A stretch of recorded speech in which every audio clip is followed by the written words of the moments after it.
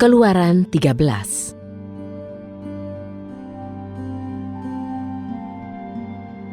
Yahwe berfirman kepada Musa, "Khususkanlah bagiku setiap anak sulung, setiap yang lahir pertama dari kandungan pada Bani Israel, baik dari manusia ataupun ternak.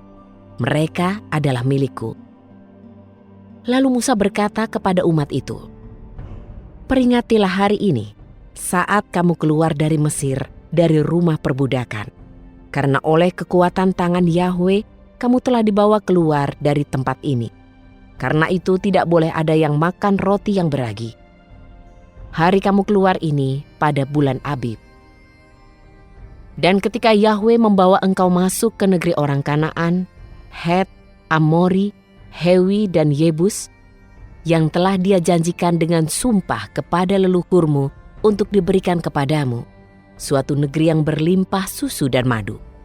Maka engkau harus tetap menjaga ibadah ini pada bulan ini juga. 7 hari lamanya engkau harus makan roti tidak beragi, dan pada hari ke-7 akan menjadi hari raya bagi Yahwe. Roti yang tidak beragi harus dimakan 7 hari, dan apa yang beragi tidak boleh kelihatan padamu. Bahkan ragi tidak boleh kelihatan di seluruh daerahmu. Engkau harus menunjukkan kepada anakmu pada hari itu dengan mengatakan, 'Ibadah ini dilakukan karena mengingat apa yang telah diperbuat Yahwe kepadaku ketika aku keluar dari Mesir.' Dan itu akan menjadi tanda bagimu pada tanganmu dan sebagai tanda pengingat di dahimu, supaya hukum Yahwe boleh ada di mulutmu. Sebab dengan tangan yang kuat, Yahwe telah membawa engkau keluar dari Mesir. Engkau harus menjaga ketetapan ini pada waktunya dari tahun ke tahun. Dan itu terjadi ketika Yahwe akan membawa engkau masuk ke negeri orang Kanaan, seperti yang telah Dia janjikan dengan sumpah kepadamu dan kepada leluhurmu, dan akan memberikannya kepadamu, bahwa engkau harus mengkhususkan bagi Yahwe semua yang sulung dari kandungan, dan semua anak-anak sulung jantan dari ternakmu harus menjadi milik Yahwe. Setiap yang sulung dari seekor keledai, engkau harus menebusnya dengan seekor anak domba. Dan jika engkau tidak mau menebusnya, maka engkau harus mematahkan lehernya. Dan setiap anak sulung manusia di antara anak-anakmu, engkau harus menebusnya. Apabila anak laki-lakimu bertanya di kemudian hari dengan mengatakan, 'Apakah artinya ini?'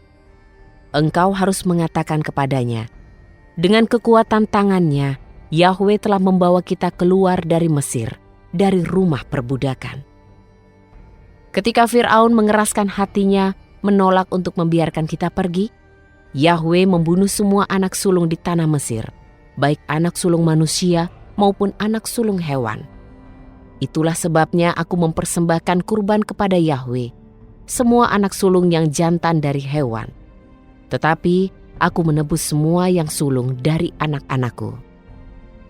Hal itu harus menjadi sebuah tanda pada tanganmu dan lambang pada dahimu, karena dengan tangannya Yahwe membawa kita keluar dari Mesir." Ketika Fir'aun membiarkan umat itu pergi, Elohim tidak menuntun mereka melalui jalan ke negeri orang Filistin meskipun dekat.